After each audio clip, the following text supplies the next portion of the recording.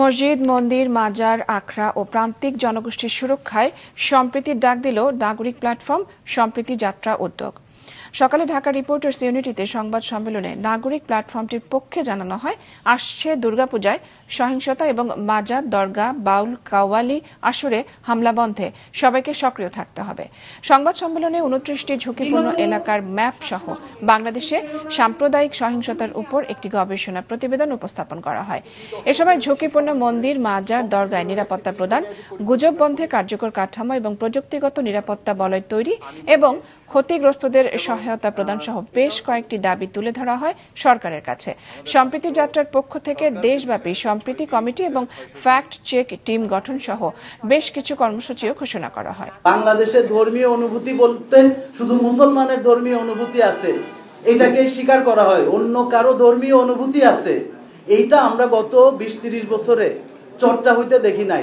আমাদের বক্তব্য হচ্ছে যে সরকারকে মব নাকি প্রেশার গ্রুপ এই ধরনের ডিসকোর্সে ঢুকে জনগণের ক্ষতি বাড়ানোর কোনো রকম তৎপরতার মধ্যে সরকারকে গা হালায় দেওয়া যাবে না। সরকার সেটা করতেছেন, আমরা অত্যন্ত তার একটা তীব্র নিন্দা এবং প্রতিবাদ জানাচ্ছি। অধিকাংশ রাজনৈতিক দলগুলো আমরা দেখতে পাচ্ছি ঠিক এই ব্যাপারগুলো নিয়ে একেবারেই উদাসীন। তাদের কোনো কর্মসূচি নেই, তাদের কোনো বক্তব্য নেই। ক্ষেত্র বিশেষে তারা বিভিন্নভাবে এই ধরনের কাজকর্মে সহযোগিতা করছে বলে আমাদের মনে হচ্ছে। এই মুহূর্তে যে বাংলাদেশকে আমরা দেখছি সেটা খুবই ভীতিকর, আমরা খুবই অবাক হচ্ছি এবং সরকারের আচরণে আসলে আমরা ক্ষুব্ধ।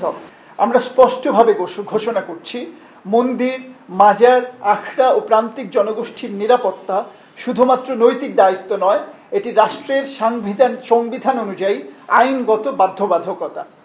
আমরা বিশ্বাস করি সরকার, আইন শৃঙ্খলা বাহিনী, ধর্মীয় নেতা ও নাগরিক সমাজ একসাথে কাজ করলে বাংলাদেশের সম্প্রীতির ঐতিহ্য পুনঃপ্রতিষ্ঠা করা সম্ভব। আমরা সম্প্রীতি যাত্রা নামে একটি কর্মসূচি সূচনা করছি যেন সারা দেশের সম্প্রীতির বার্তা ছড়িয়ে দেওয়া যায়। সাম্প্রদায়িক উস্কানি ও বিভ্রান্তি রুখে দিতে আমরা যুক্ত করেছি ফ্যাক্ট চেকিং টিম। এছাড়াও আমরা যুক্ত করেছি ঝুঁকিপূর্ণ জেলাসমূহের স্থানীয় নাগরিক সমাজের সংগঠন, মাইনরিটি সংগঠন, সুফি ও মাজার ভিত্তিক সংগঠন, বাউল ও ফকির সম্প্রদায়, আদিবাসী সংগঠন, নারী সংগঠন, সাংস্কৃতিক সংগঠন, পেশাজীবী সংগঠন এবং রাজনৈতিক দলগুলোর প্রগতিশীল অংশ।